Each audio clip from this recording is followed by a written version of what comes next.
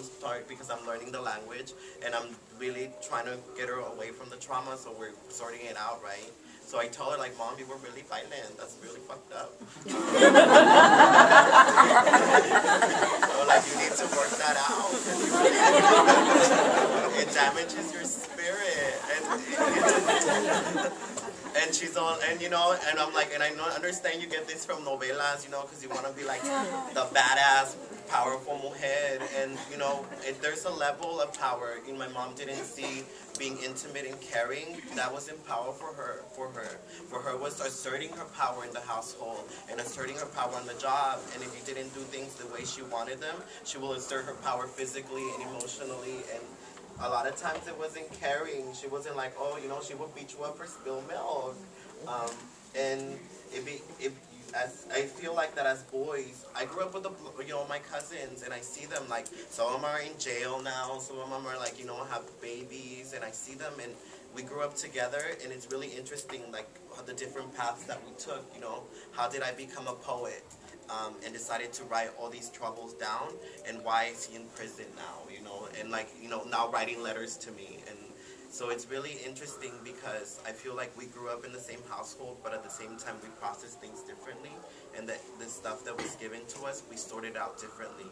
And because a lot of them were not allowed to be emotional in our house, they bottled up all this rage and this anger that just became self-destructive and really toxic. And I see how they talk to their kids and their wives, and I'm like, oh girl, you shouldn't be putting up with that. I know he's my cousin, but you gotta leave him, you know. So it's very, for me, like, I'm at that lens now. Like, was it because I was queer that I sorted out to feminism? But I don't think so. It was more this notion of, like, I saw these patterns, and I was really emotional. Like, I remember I cried in 3rd grade because we had a substitute teacher, and the kids weren't listening to her, and she was so old. And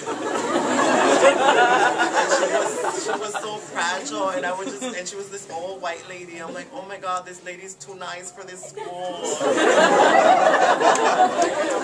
And I cried. They had to send me home. But it came from that place of, like, I identify with my abuelita, you know. I'm like, oh shit, like, you know. So I think when it comes to maleness, and especially heterosexuals, like, we're not allowed to be emotional, and we're not allowed to speak about feelings in public spaces. You don't do that. That's shameful. You become emasculated when you cry. And I have brothers cry. I do poems, and brothers come up to me all teary, and I'm like, oh shit, like, this is too much for me right now. I can't handle it. But all I can do is hug you. Oh, you can write me an email, we'll work it out.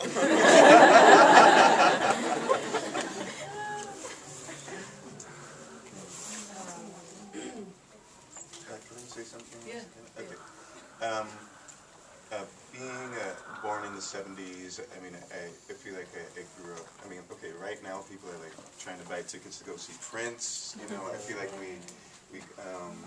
like I grew up where there was a wider spectrum of images of black masculinity, you know. It's Michael Jackson, Prince, Earth, Wind and Fire. I mean, there's a point where, you know, being like having cred in the hood meant you had like Jerry curls and you had your t-shirt cut off halfway, you know, and it's, you know, it's changed so much, and I feel like the box has gotten tiny, really tiny. And I mean, if I look at Earth, Wind and Fire, I'm like, it's like a bunch of men wearing sequin jumpsuits could not drop right now. Like, that's not going to work right now, you know.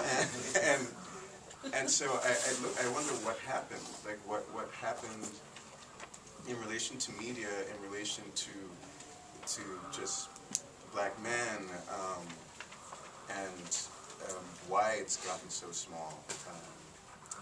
And let's see. And there's another story. So there's a friend of mine who is very misogynist and very homophobic, and who's also a black male, and we butt heads all the time. We for years have just been like this, and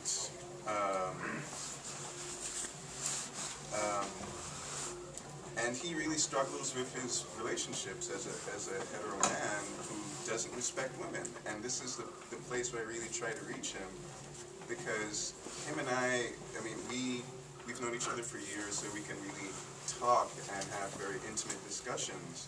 And I actually use his homophobia as a leverage. It's like you realize that because you don't respect women, that you're actually putting yourself in a position to have more intimate relationships with men, because you don't respect women.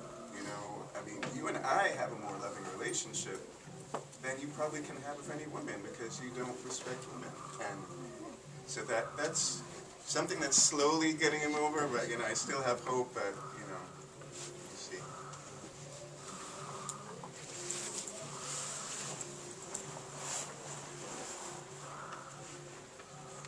So we have one more question, and then we'll open it up for questions. Do you guys have questions? Yes. Okay. Raise of hands, like how many people have questions? Okay, maybe we'll just open it up for questions. First, Go ahead. I would like to know what all of you define as feminism and what your personal perspective on what a male feminist is, because I don't feel like that was That was the second question. clarified. Did everybody hear that? So the question was, what do they define as feminism, and What is their perspective on what a male feminist is? what is their perspective on what a male feminist is? So that's the second question? Yeah, and whoever wants to, I mean, everybody doesn't have to answer, but whoever wants to. Well, I feel like I just spoke. I feel like there's something else I need to say. Well, I mean, I have there's, I'm sorry, I just got distracted. So, I think, I mean, I'm not going to tell you this is what a male feminist should look like, because, I From mean, your perspective. I'll tell you what feminism means to me. So, like, for me, feminism, it's a point of tension. It's a point of tension where, you know, like, you have to be able to work across differences, whether it's, like, you know, ethnic differences, racial differences, like sexuality, whatever it may be.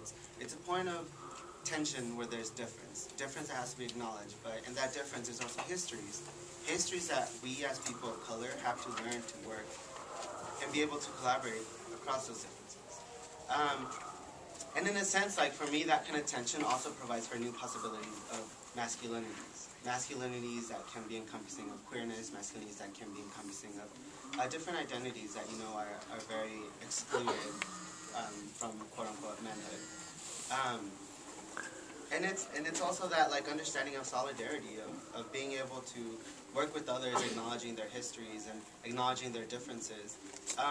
But also in saying that, like, I think it's important for me to indicate that, you know, it's very difficult for us as people of color to work in solidarity a lot of the times, and I think because it's so difficult for us to emotionally invest the time and effort to go into that space of, like, pain and violence that we experience as people of color.